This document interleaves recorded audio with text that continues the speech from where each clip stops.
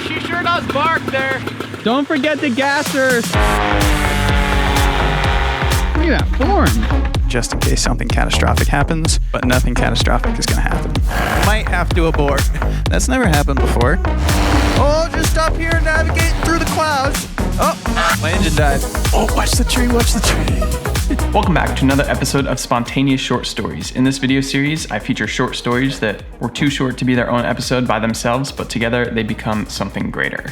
Before we get into it, if you enjoy these videos, please do me a favor, drop a like on this video right now. Make sure you're subscribed so you see future episodes, and if you want to be super cool and support this channel above and beyond, check out Risky Biscuits Co., linked in the description. I just updated our website. It's got this cool trailer video. If you haven't seen it, check it out. Check out some of the merch, and if you like it, pick it up, rock it in the real world. So let's get into spontaneous short story number 1. I was out doing a tandem flight with a wonderful young lady, and I had a little bit of a mishap on launch. So I do my whole tandem layout. I lay out the glider, I set up the trike, I meticulously check every single line above and beyond what I normally do when I'm flying solo, because in this case I have a passenger and I want to make sure everything is absolutely perfect. And to my knowledge, everything was absolutely perfect until I started to roll on takeoff.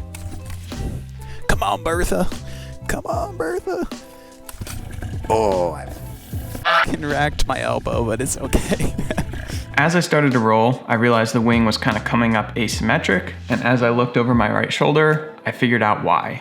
The tip steering line of the glider somehow got wrapped around the line guide on the side of the cage, which was pulling the tip steer on the right side down, causing the glider to go to the right. Might have to abort. Yep. So we just got a line caught on the cage. That's an interesting one. That's never happened before. See how this is wrapped around up here? Yeah, if we took off like that, it would be no good.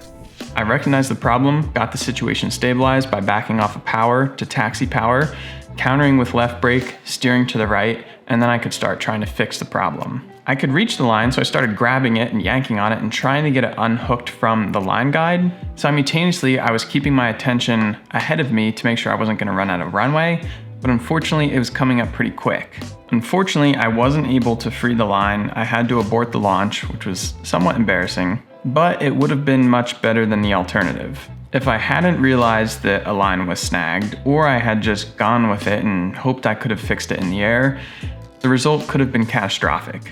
For this tandem launch, and like any other tandem launch, I have plenty of wide open space to do this launch, but given the problem on the right side, if I had committed, it would have steered me right and it would have put me directly in the path of a bunch of trees. Could have been catastrophic. There was absolutely no point in time where I thought I should take off and just go with it.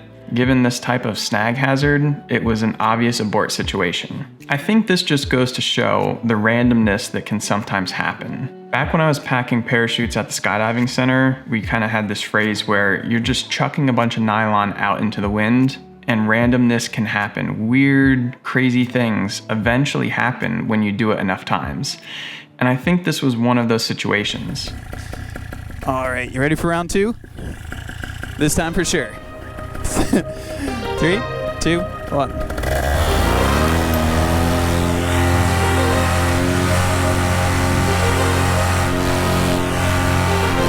Now we're talking.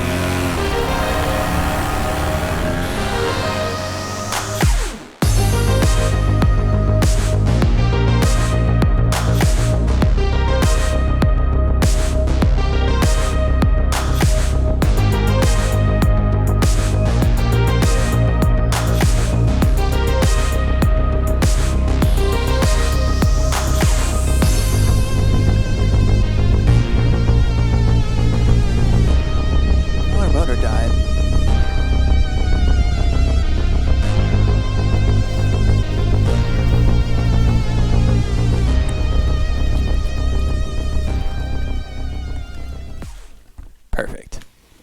Flawless execution. I'm glad you enjoyed it. I can help you. It's a little tricky. There's a little pull tab. There you go. All right, spontaneous short story number 2. So in a recent video, I got a new version of the Scout harness. To my knowledge, this is like the version 2 that all of the new Scouts are gonna come with. And I flew it in the video and I gave some very initial first impressions. And those impressions were basically, it's more comfortable. I didn't get a chance to put it through its paces and see how it really performed in aerobatic maneuvers because unfortunately the seat board of this new harness, as well as the old version of the harness, is corrugated plastic. And I think it might just be my bony ass, but every time I do a high G maneuver, I fold that type of seat board. And I did that on this new version 2 harness. So I went out to Home Depot, I made some wooden seat boards, swapped it out, and then I could actually put the harness through its paces. I had the feeling that this harness might have just a little bit less weight shift than the original, but I was surprised when I let my buddy Judson fly it that he was actually really impressed with it and he enjoyed it a lot. We're rolling, baby. She needs a solid prime. Oh, there's no fuel in it at all. There it is. She's been sitting for like 6 weeks. Okay. Bare feet. Bare feet. Safety third. Well, it looks like a harness.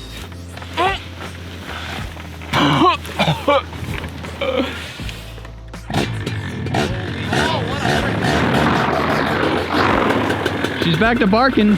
Oh, she sure does bark there. Don't forget, gas her like 3 seconds early because the helix. The 2x4.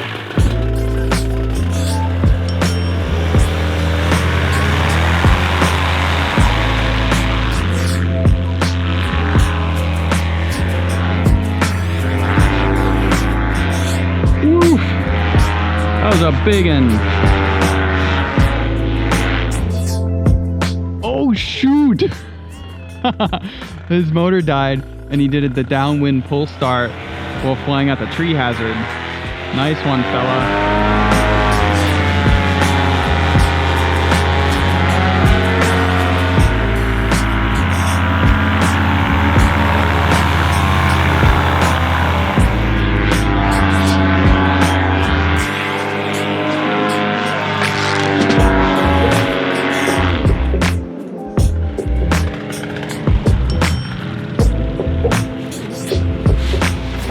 Look at that form.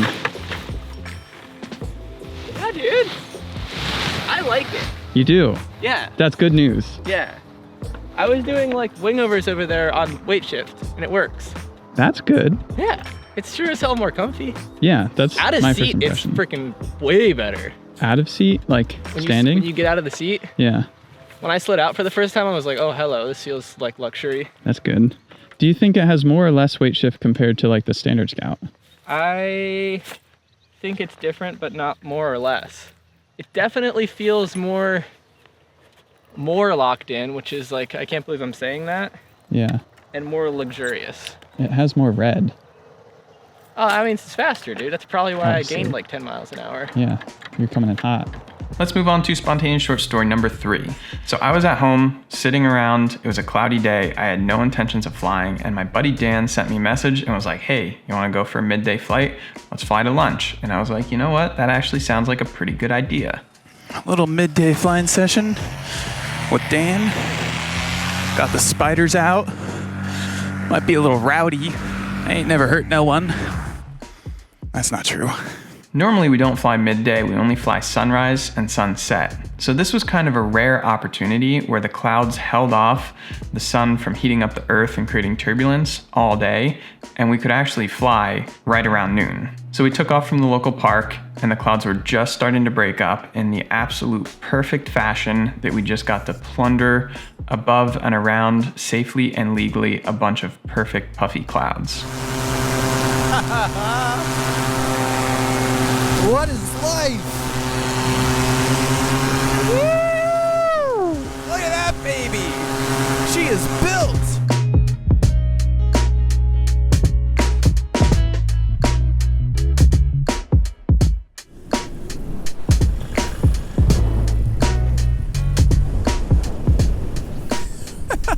Pull the big ears. Dan's doing it. Zoink! Oh, my engine died.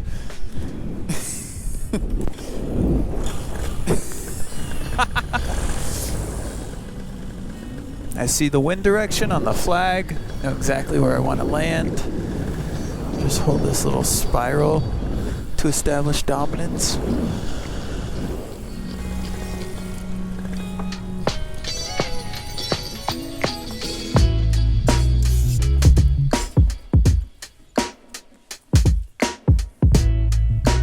Oh, watch the tree, watch the tree.